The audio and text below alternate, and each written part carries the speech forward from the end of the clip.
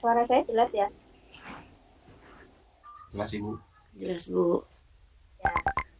Jadi hari ini agendanya itu untuk persiapan presentasi ya. Sebetulnya kan harusnya hari ini kalian presentasi. Cuman saya dikabari untuk progres hampir semua kelompok itu memang belum selesai. Jadi ya kami coba undur dengan catatan besok Jumat itu harus sudah selesai semua dan kita akan presentasi gabungan full dari jam 7 pagi untuk besok Jumat ya. Jadi jadwalnya Jumat jam 7 pagi. Yang akan dipresentasikan itu tidak usah dari awal kayak kemarin, kelamaan nanti. Yang ingin kami lihat poin-poinnya itu yang pertama tentang struktur ruang, kemudian pola ruang, kemudian indikasi program. Jadi tiga hal itu yang ditampilkan pada presentasi besok Jumat. Lalu untuk ujiannya, artinya kalau presentasi Jumat itu sudah dinilai untuk nilai kelompok, tapi kan karena UAS butuh nilai individu juga, itu akan dilaksanakan hari Senin, tanggal 9, kalau dijadwalkan tanggal 10 ya, hari Senin, tanggal 9, mulai jam 7 pagi juga. Itu nanti akan langsung fokus tanya jawab ke individu. Jadi presentasinya nilai kelompok itu Jumat, Seninnya adalah untuk individu. Sampai situ ada yang mau ditanyakan dulu untuk jadwal?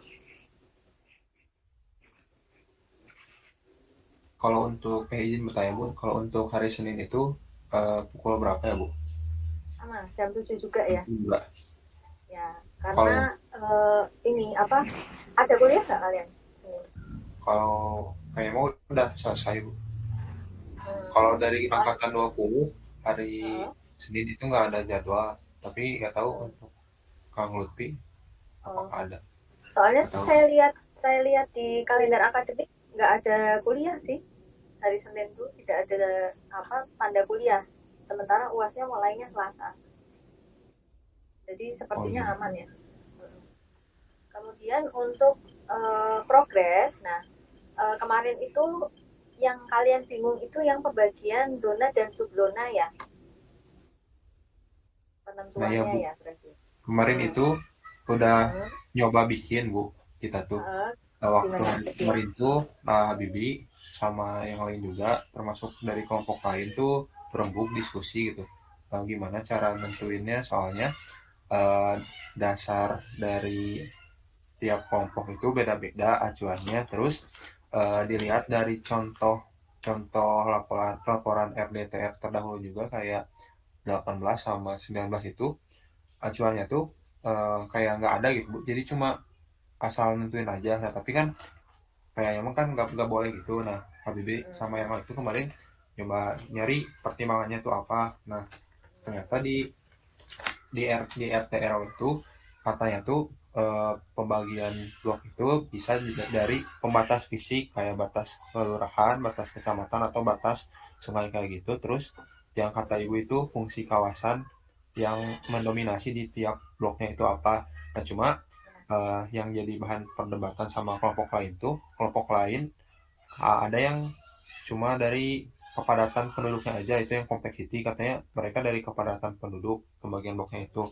terus yang kelompok 3 resilient itu kemarin mereka nge-overlay peta-peta bencana gitu jadi berdasarkan bencana gitu kalau mereka kalau kelompok 4 kurang tahu nah jadi kemarin itu Bibi sama teman-teman kelompok satu ini nyoba pembagian bloknya itu berdasarkan tadi Bu pembatas fisik jadi kita ngambil batas kecamatan sama fungsi kawasan yang mendominasi tiap bloknya itu. Jadi kita ada 4 blok ini A sampai D itu jadi cuma berdasarkan apa?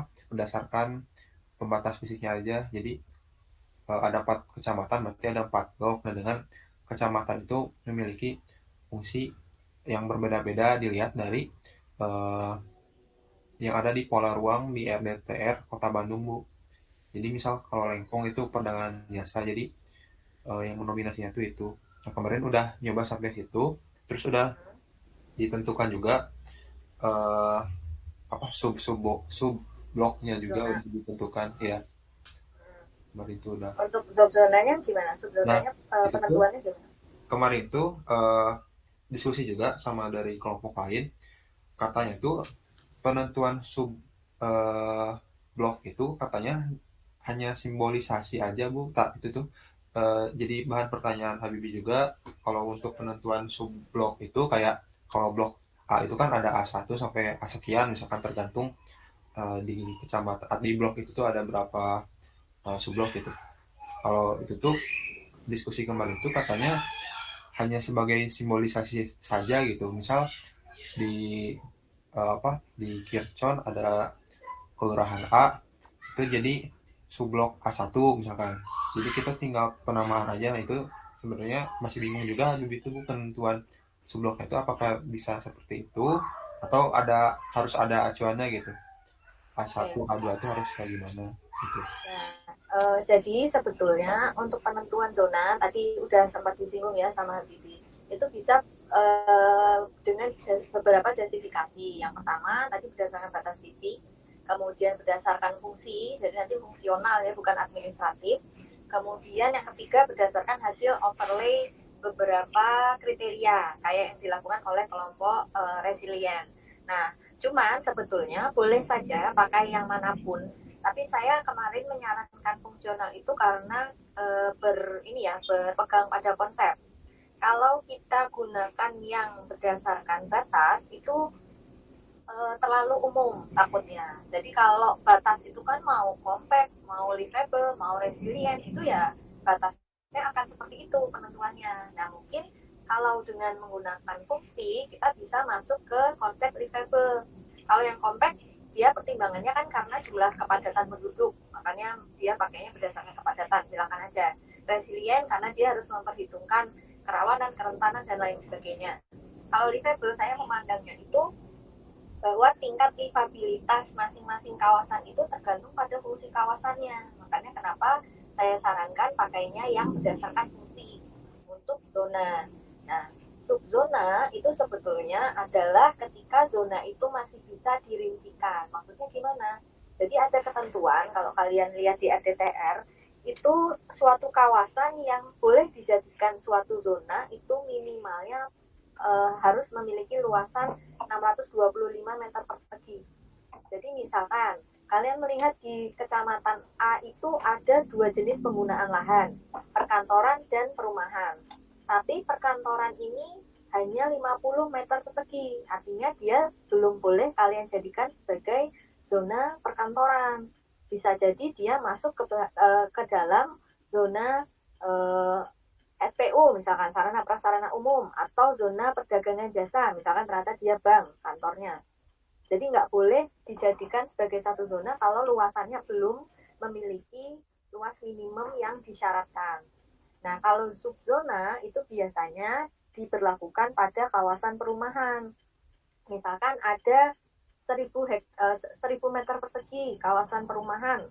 Nah, ternyata begitu dilihat, memang penggunaan lahannya itu dominannya perumahan. Cuman ketika kita lihat peta figur groundnya, bangunannya itu kepadatannya berbeda. Ada yang kepadatan bangunannya tinggi, ada yang rendah, ada yang sedang. Nah, disitulah kalian bisa membagi zona tersebut ke dalam beberapa subzona. Sampai situ bisa dipahami dulu pengertian zona dan subzona.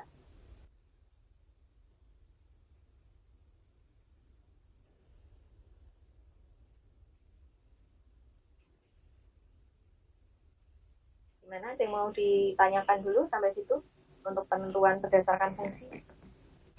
Bu, izin Bu bertanya. Ya, Jaden. Ini tuh setelah kan kebetulan untuk kemarin tuh yang menentukan fungsi dari subzona itu tuh saya Bu ya. Nah untuk sementara ini tuh saya melihatnya dari ini Bu, kalau untuk subzona dari kesesuaian lahan dan kemampuan lahannya Bu di SPKKS tersebut.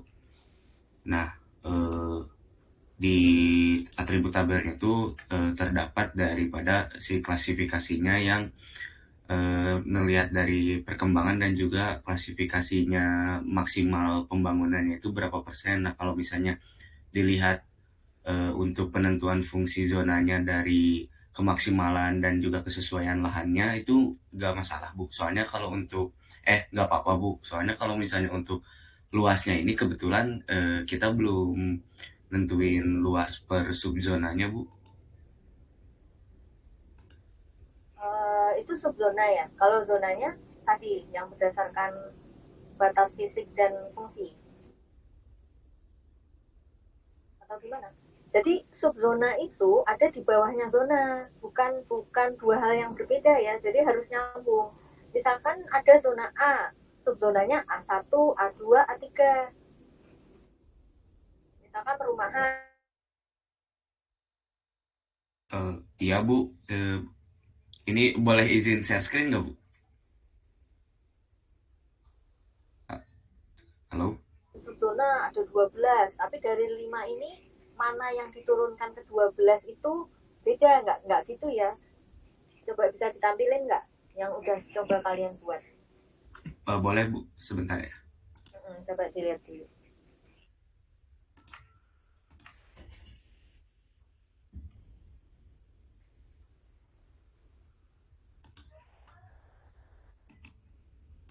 Nah, kalau untuk kemarin tuh saya baru ini, Bu, nge-klasifikasi fungsi dari setiap subzonanya. Nah, itu dari blok A itu kan tadi ada subzona dari A1, A2, dan seterusnya.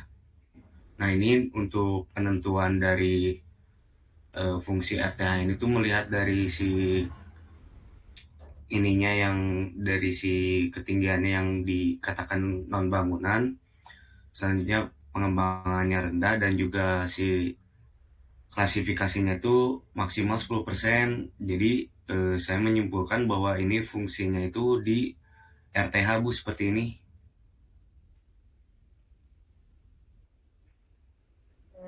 Oke, benar. Saya sambil lihat dulu ya. Oh ya, boleh, Bu.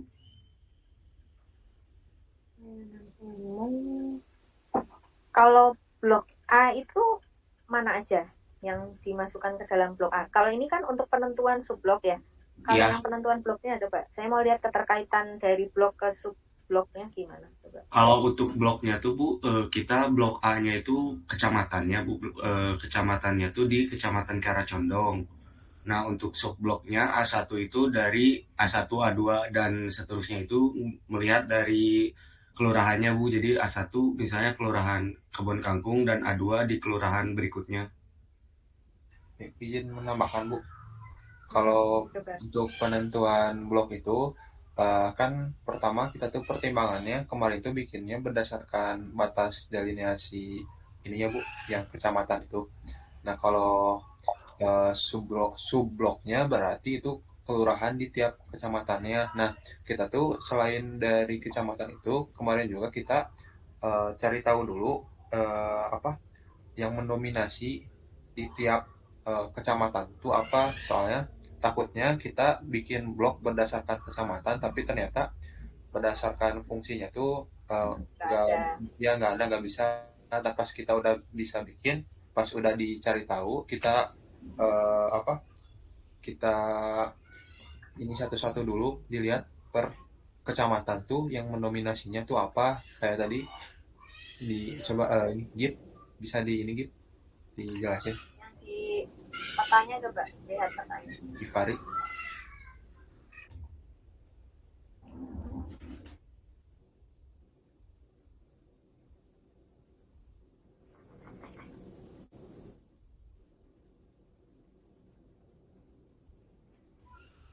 Yang satu-satu itu yang pola ruang. Nah, kita tuh kemarin eh, sebenarnya mau lihat dari peta guna lahan ya, Bu. Cuman dari peta guna lahannya itu kayaknya kurang kurang apa ya, Kurang detail ya. ya kurang detail, terus kayak nggak masuk akal juga kita ngelihat kondisi existing di sana kan kemarin. Kok ada ini, kok di petanya gini. Nah, kita jadi ngelihat dari pola ruang yang udah ada di RDTR Kota Bandung. Nah, ini kita kemarin langsung potong satu-satu jadi per kecamatan. Terus kita lihat apakah dari per kecamatan ini tuh emang ada fungsi yang mendominasi atau yang lebih menonjol dibandingkan yang lain. Melihat juga hasil observasi kemarin kayak misal di Lengkong, nah, kita tuh ngelihat ada fungsi yang mendominasinya itu apa kalau Lengkong. Nah, kita kan kalau sekilas tahu kan kalau di Lengkong tuh identiknya perdagangan dan jasa gitu. Nah, kita lihat di sini tuh apakah perdagangan dan jasanya tuh memang semendominasi itu. Nah, kita lihatnya itu berdasarkan luasan si perdagangan dan jasa ini. Jadi dilihat perdagangan dan jasa tuh dibanding dibanding 3 kecamatan atau 3 blok lainnya itu apakah memang yang luasan ini tuh eh, paling dominan. dominan. Nah, ternyata ya gitu. Nah, untuk yang lainnya juga di kecamatan atau di blok lain itu fungsinya beda-beda juga. Kalau yang Lengkong itu kan eh, perdagangan jasa, terus untuk yang lain tuh ada yang permukiman kepadatan sedang gitu Bu. Ada juga yang apalagi gitu, kemarin tuh lupa.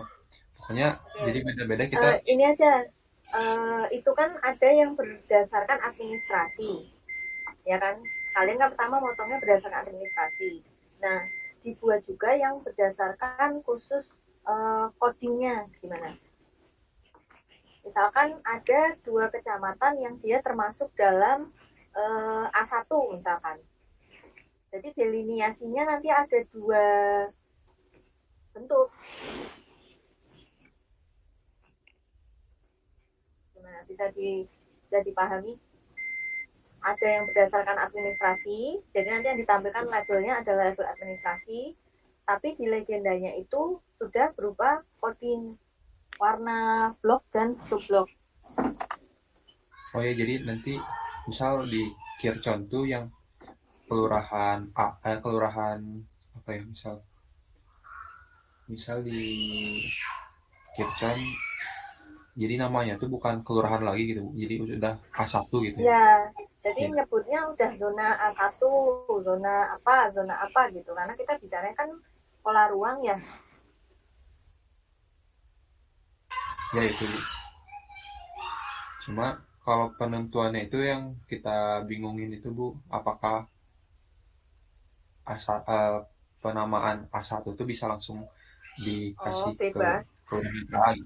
nggak apa-apa. Apakah bisa Jadi penamaan untuk apa namanya, zona dan subzona itu bebas kok, nggak ada bakunya harus seperti apa tuh nggak ada. Tapi harus konsisten, artinya kalau A itu sudah ditetapkan sebagai permukiman, ya seterusnya permukiman itu A. Yang lain juga gitu. Oh iya Bu.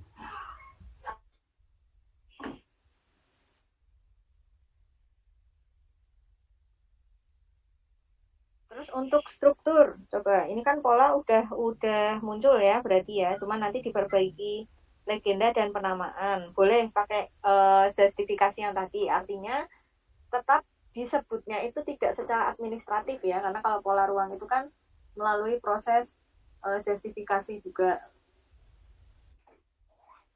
Nah, kalau Yang buat struktur strukturnya ruang belum, gimana? kalau strukturnya belum Bu. Jadi kita nentuinnya itu pertama baru dari pola ruangnya aja kemarin tuh. Dari struktur. Oh, oke oke. Kalau struktur kan berangkatnya dari skalogram yang kemarin ya sebetulnya ya. Jadi dari hierarki itu ya Bu, pertama tuh pusat pelayanan. Dari penentuan mana yang pusat pelayanan, mana yang subpusat. Nah, kemudian berangkat dari situ, kalian bekalnya RT RW aja. Kan kalian udah punya RT RW-nya ya. Kalian ada nggak sih RT RW-nya waktu itu? Jadinya. Iya Nah, Bu, ada Bu. dari RT RW dicek kelas jalannya bagaimana. Kalau misalkan dilihat dari kebutuhan, kemudian dari hierarki, dan dari konsep itu masih masuk akal, boleh menggunakan rencana dari RT RW. Tapi tetap harus dilakukan penyesuaian. Misalkan, tadinya di situ jalannya jalan lokal, misalkan.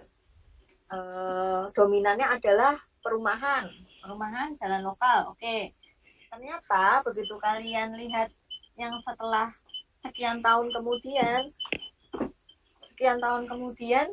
eh, di daerah situ menjadi pusat pertumbuhan baru, sehingga muncul guna lahan mixed use, artinya jalan sudah tidak bisa mengakomodir volume kendaraan, berarti kalian harus membuat jalan setingkat di atas jalan lokal kelas jalannya gitu. Jadi dari justifikasi ya, kalau tadi Habib dibilang penentuannya tidak jelas ya, bisa juga dibilang begitu sih. Artinya bukan tidak jelas ya, itu betul-betul subjektivitasnya cukup tinggi, tapi harus tetap melampirkan dasar yang bisa dijadikan sebagai argumen. Contohnya ya tadi, pusat kegiatan di mana saja, kemudian simpul-simpul aktivitas ekonomi di mana saja, pusat-pusat pelayanan di mana saja. Jadi cross check antara yang sudah dibuat di RT RW dengan kondisi existing dan dengan konsep untuk struktur ruang. Itu harusnya lebih simpel sih dibanding pola ruang ya, karena kalau pola ruang itu kan masyarakatnya ikut kita lihat. Artinya pola ruang itu kan terkait dengan penggunaan lahan, seberapa intens penggunaan lahan di situ, mana yang dominan. Tapi kalau struktur ruang itu kan lebih ke ya kondisi yang ada saat itu ya, kondisi existing ya. Jadi tidak lebih rumit lah dari pola ruang, saya rasa lebih mudah struktur ruang sih bikinnya. Belum coba dibuat ya, tapi ya yang kalau yang struktur ruangnya ya. Ya, jadi kita kemarin lebih fokus ke pola ruangnya dulu. Pola ruang. Lebih susah kayaknya pola ruang. Oke, berarti yang pola ruang diperbaiki. Codingnya silahkan dibuat aja, dikasih keterangan ya, tapi harus konsisten. Kalau zonanya itu A itu perumahan, berarti kalau subzona perumahan bla bla bla itu adalah A1, A2, A3 gitu ya. Jangan menggunakan huruf yang berbeda untuk subzona yang sama. Artinya zona dan subzona itu adalah turunan satu sama lain. Itu yang pertama. Kemudian tadi justifikasi yang ditunjukkan Syahdan silakan disampaikan dalam bentuk deskriptif. Jadi berdasarkan yang overlay. Tadi saya sampaikan ya, penentuan subzona itu bisa A, B, C, D, E. Nah, ini yang kami pilih karena apa terkait dengan konsep livable, berarti harus mementingkan kenyamanan. Nyaman itu gimana? Memastikan bahwa penggunaan lahan, peruntukan pola ruang itu harus sesuai dengan nanti misalkan kriterianya ada kelerengan, ada kesesuaian lahan, artinya kan aman untuk dihuni, aman untuk dijadikan sebagai tempat beraktivitas, nah itu disampaikan. Lalu struktur ruang, lihat RT RW, lihat existing, dan lihat hasil skalogram. Kira-kira kelas jalan mana yang harus ditingkatkan, mana yang tetap.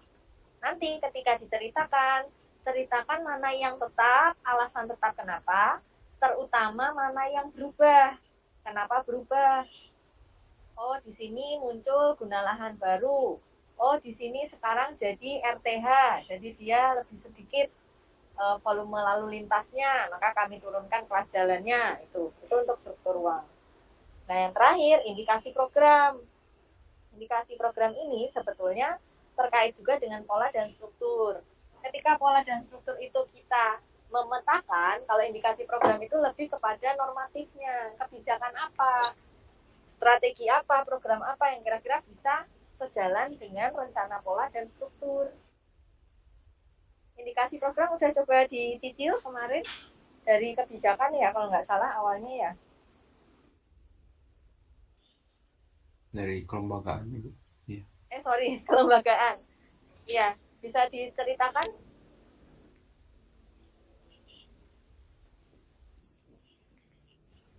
Kang Fahri.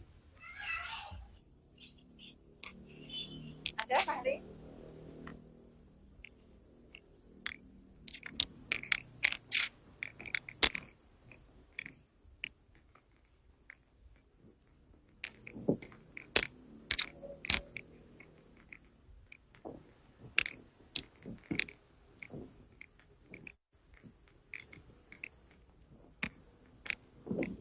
Paling gue dari indikasi program tuh kan kita ngelihat dari pola sama struktur. Nah kembali itu belum sampai sana Bu, jadi masih ngelihat pola ruangnya itu kayak gimana yang di sini tuh. Misalkan gini ya, misalkan struktur ruang, ternyata kalian mau membuat menaikkan kelas jalan, berarti ada program rekayasa lalu lintas misalkan, kemudian ada program apa sosialisasi masyarakat tuh. Program itu adalah turunan dari struktur dan pola ruangnya kalian. Jadi intinya indikasi program itu gimana kita biar mencapai rencana yang ada di struktur sama pola ruang itu ya Bu? Ya, utamanya itu ditambah dengan rencana-rencana yang memang tidak disajikan dalam pola dan struktur ruang. Terkait misalkan masalah kemiskinan, nah itu kan nggak mungkin masuk ke pola struktur kan, nah itu masukkan ke indikasi program. Oh iya Bu. Terus gue izin mau bertanya Bu, Ya, kalau ya boleh. kalau kita kan pertama tuh nyusun pola ruang dulu ya urutannya itu. Nah kita tuh pola ruang itu kan sebenarnya udah ada yang dari Cipta Pintar itu ya Bu, yang tadi diperlihatkan. Ya, Mungkin Nabibi bisa share screen sebentar. ya Nah,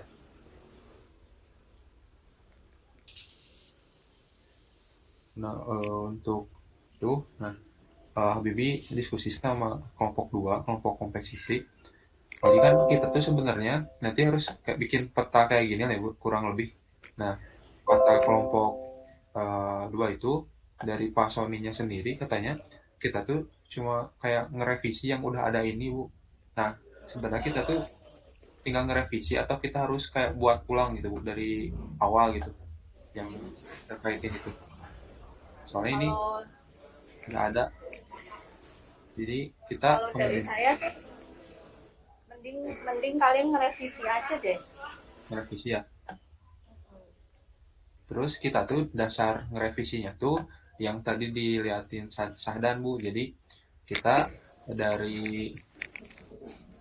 apa SKL yang 4 arahan itu kita overlay. Terus kita ngelihat satu-satu WPKPS tuh udah masuk ke di tiap ininya tuh udah masuk ke mana gitu Bu.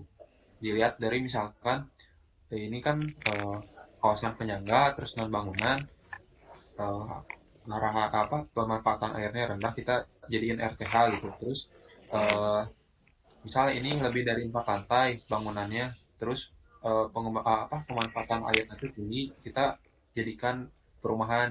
Nah terus habis itu kita kembali lagi ke pola ruang yang udah ada yang dari Cipta Bintar ini terus kita revisi Bu ya, apakah boleh kayak gitu Bu. Boleh. Dasarnya itu tadi berarti Jadi dari jadi SKL itu tidak, jangan bikin dari nol ya, kalian kan belum, levelnya belum sampai situ. ya. Jadi tinggal ngerevisi aja berarti ya Bu. Jadi dasarnya kita udah ada dasarnya itu dari SKL yang arahannya itu arahan ke ya yang 4 arahan itu. Ya dari situ aja, cuman justifikasinya tetap harus disampaikan ya, walaupun kalian memodif nggak bikin dari awal yang tadi dijelaskan. Ya. Di ininya juga, di PPT-nya juga harus disampaikan. Oh iya. Ya, Bu. Nah, tapi yang kemarin jadi bahan perdebatan lagi itu kan kita di sini tinggal ngerevisi aja. Bisa jadi kita tinggal ngerubah kayak warna-warnanya aja gitu. Misal ini kan warna merah misalkan perdagangan dan jasa, terus kita mau ngubah misal jadi permukiman. Nah, apakah kita boleh langsung ubah aja warnanya gitu, Bu? Atau gimana? Boleh, warnanya boleh, tapi harus disampaikan kenapa terjadi perubahan itu. Oh, tapi ini Bu, apakah luasnya nanti bakal jadi bahan pertanyaan juga? Soalnya kan kalau kita ganti warna belum tentu si luasannya itu udah sesuai gitu. Itu gimana? Luasan yang mana maksudnya? Ya misal ini tuh kan perdagangan jasa yang di Persil ini tuh misal eh, luasannya tuh 50 hektar misal atau ketinggian 2 hektar misalnya kita mau ubah jadi permukiman cuma 1 hektar aja tapi yang kita ubah warnanya itu ternyata semuanya 2 hektar ini sedangkan yang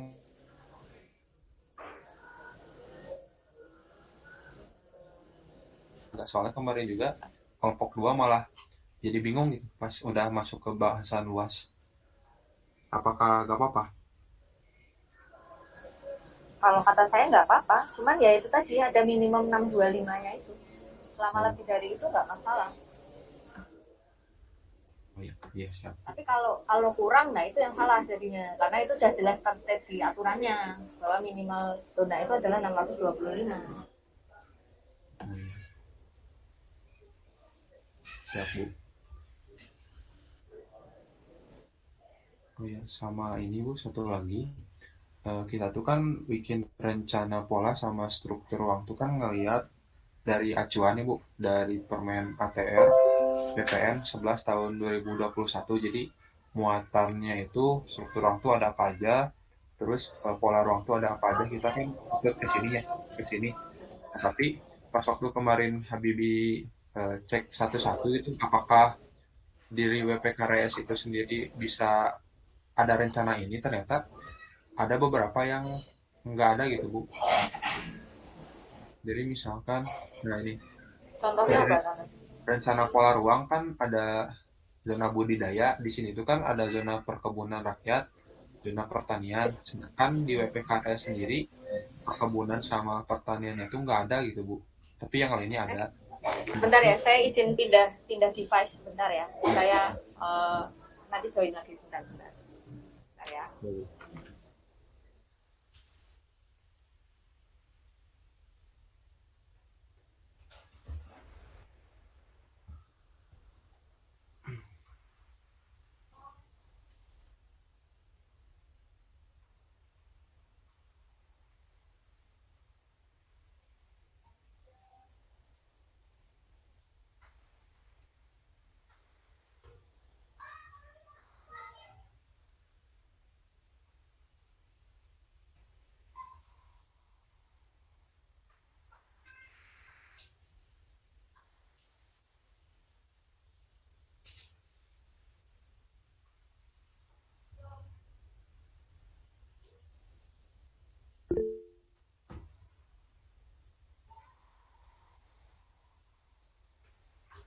Iya, maaf. Silakan. Oh iya, jadi yang tadi itu ini Bu, kan kita melihat acuannya itu dari Permen ATR 11 tahun 2021 ya. Isi dari rencana struktural itu ada apa aja, itu ada apa aja. Nah, Habibie ini ambil contoh dari yang laporan dari yang 2019 ya Bu. Jadi udah sesuai sama ATR BPN ini.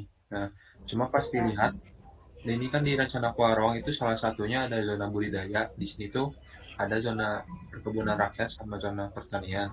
Cuma pas dilihat dari BPKRS itu sendiri, dari perkebunan sama pertaniannya itu nggak ada Bu. Nah jadi kira-kira boleh nggak kalau misalkan zona ini sama yang pertanian itu ditiadakan gitu di rencana pola ruang. Jadi kita cuma cuma bikin yang memang ada gitu di existingnya yang ada di sana tuh. Kira-kira boleh nggak Bu? Harus ada. Yang dihilangkan berarti apa dan apa kalau dibandingkan sama kalian? Yang budidaya ini misal dari zona perkebunan rakyat pertanian misal. Ini soalnya nggak ada di sana tuh Bu. Boleh. Justru kalau ada malah aneh. Oh iya ya. Jadi boleh menghilangkan yang memang tidak ada, yang tidak boleh itu adalah mengada-ngadakan yang nggak ada. Jadi kalau tidak sesuai acuan yang di permen ini juga nggak apa-apa gitu ya Bu? Nggak apa-apa, karena dikembalikan lagi ke wilayah masing-masing. Oh iya sih. Bayang. Gimana? Indikasi program ada ini nggak? Ada yang mau di share screen nggak? Belum kayaknya Bu kalau indikasi program dari Pak Hari. Oh indikasi program. Oke, berarti kan struktur pola udah ya sebetulnya, artinya nanti ya sudah gitu ya, sudah ada sertifikasi, sudah ada keluar hasilnya, besok Jumat bisa disampaikan, nanti dilihat gimana masukan dari dosen-dosen lain. Jadi besok Jumat itu berempat ya dosennya, tapi untuk Senin dua-dua, sama seperti waktu kita ujian yang kemarin. Yang perlu persiapan lagi adalah poster. Nah, tapi tadi kami sudah sepakat, jadi tadi pagi kami sudah ketemu dulu bahwa poster itu kan menunggu hasil revisi. Artinya poster itu kemungkinan dikumpulkannya ya nanti akan ada tanggal khusus pengumpulan poster. Jadi kalian fokus aja dulu ke bagian konsep, struktur, pola, sama indikasi program. Terutama untuk besok Jumat. Untuk outline-nya silahkan disepakati dengan teman-teman satu angkatan. Tapi ini outline ya. Kalau isi mah pasti akan beda masing-masing kelompok. Jadi outline, kemudian progres itu silahkan disepakati sama-sama. Tadi para dosen juga sudah bahas. Jumat besok itu adalah untuk istilahnya presentasi gabungan draft akhir. Di situ kami sudah bisa memberikan nilai kelompok untuk masing-masing kelompok. Kemudian Seninnya adalah nilai individu. Nah ini saya tekankan lagi, bagi yang kemarin pada saat UTS merasa nilai individunya masih minimum, pasti ketahuan lah ya siapa yang saya tanya terus. Berarti saya anggap nilainya belum maksimum. Nah itu silakan dimanfaatkan untuk besok Senin. Artinya kalian tidak boleh hanya memahami apa yang kalian kerjakan. Kalian juga harus tahu konsep secara keseluruhan, kemudian apa yang dikerjakan teman kalian, ya secara garis besar lah, nggak masalah ya. Kalau mendetail kan mungkin juga nggak segitunya karena bukan yang mengerjakan, tapi paham alurnya, paham prosedurnya, paham justifikasinya, kenapa pakai ini, kenapa pakai itu. Kemudian utamanya adalah yang kalian kerjakan harus kalian pahami lebih dulu. Jangan sampai saya tanya apa yang kalian kerjakan, kalian juga sudah bingung pertanyaan itu, padahal kan itu jelas yang harusnya kalian kuasai pertama. Ya, sampai situ ada yang mau ditanyakan dulu untuk hari Jumat.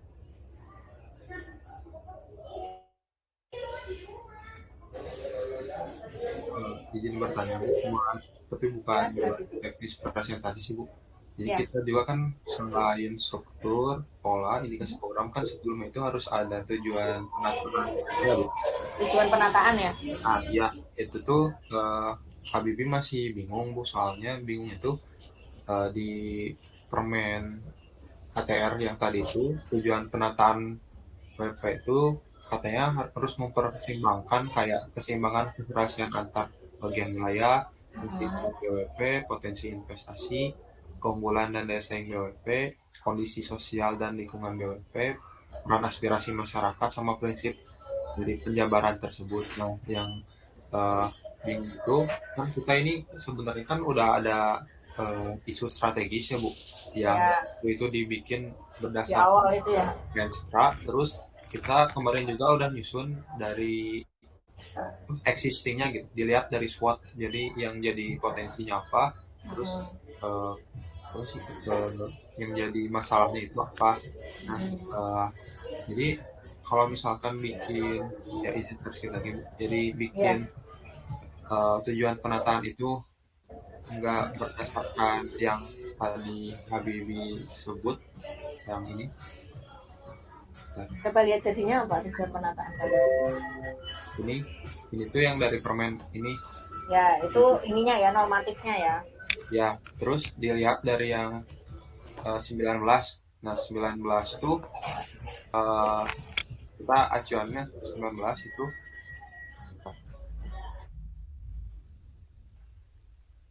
kalau yang 19 tuh yang berdasarkan tadi yang normatif. Jadi nah ini Bu, jadi dibedah gini di tabel kayak gini.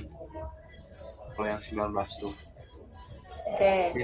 Di akhirnya muncul ini kan tujuannya apa. Kalau yang kalimat tujuannya di akhir ya berarti ya. Kalau yang 18 tuh nggak ada. Nah, kalau yang 18, contoh 18 itu jadi langsung kayak ngelihat ini ya, sebagaimana apa yang ada kondisi existingnya kayak, jadi langsung berupa tujuan kayak gini ya. Nah, kalau yang Habibie coba bikin, nah jadi ini juga ikut yang 18 itu Bu. Jadi kita ngelihat konsep kotanya tuh kayak gimana. Jadiin tujuan penataan WP gitu. Jadi mewujudkan WP Karya sebagai wilayah yang menjunjung tinggi nilai-nilai wilayah huni dengan mempertimbangkan kondisi hunian dan aktivitas masyarakatnya. Kalau begitu gimana Bu? Boleh. Kalau saya lebih prefer yang seperti ini, jangan dibikin yang kayak tadi ya. Soalnya kan kita juga driven ya sebetulnya. Ya, soalnya yang ini Twin 19 kan mereka nggak ada model konsep kotanya gitu. Jadi Ya, kalau yang Habibie apa ya, yang kemarin diskusi sama teman-teman mah, ini kan kita mah udah ada konsep kotanya, jadi konsep kotanya. udah ada konsep kotanya, jadi kita yang menentukan. Kalau ini mah kan kayak mereka menganalisis dulu dan lain-lain dulu, baru mereka kayak ketemu di sini tuh identiknya apa gitu, hasil analisis. Jadi kalau ini boleh berarti ya, Bu. Boleh. Terus dijelasin juga prinsip penataan Tapi dijelasin ya ini turunannya kan ya. yang dimaksud dengan kondisi hunian sama aktivitas masyarakatnya itu Apa aja. ya, jadi prinsip penataan itu apa, jadi terus tersedia ini Ya, mungkin ini bisa dimasukkan di slide pertama ya sama ya. untuk besok Jumat ya. Jadi untuk mengantar sebelum masuk ke pola struktur sama indikasi program. Oh iya, Bu. Tapi ininya aja, jadi kalimat tujuan penataan sama prinsip penataan. Oh iya, Bu. Siap, Bu. Terus apa lagi berarti? PPT-nya nanti asistensiin ke saya dulu ya. Oh iya, Bu. Jadi kalau bisa sebelum Jumat saya dikasih linknya dulu ya, saya cek. Siap, Bu. Yang struktur lah kalian coba mulai cicil ya. Kalau pola ruang saya rasa udah oke. Paling tadi merevisi justifikasi sama codingnya ya. Tapi kalau struktur kan karena memang belum, coba mulai dibuat. Harusnya nggak lama sih, karena skalogramnya kan sudah jadi. Kemudian kalian juga sudah ada RT/RW ya buat acuannya. Sifatnya merevisi kalian itu betulnya ya, tidak betul-betul membuat.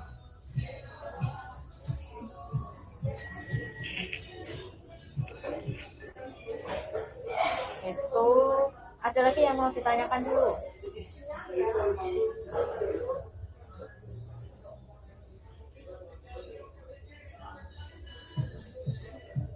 Kalau dari Habibie cukup, Bu. Dari yang lain mungkin ada.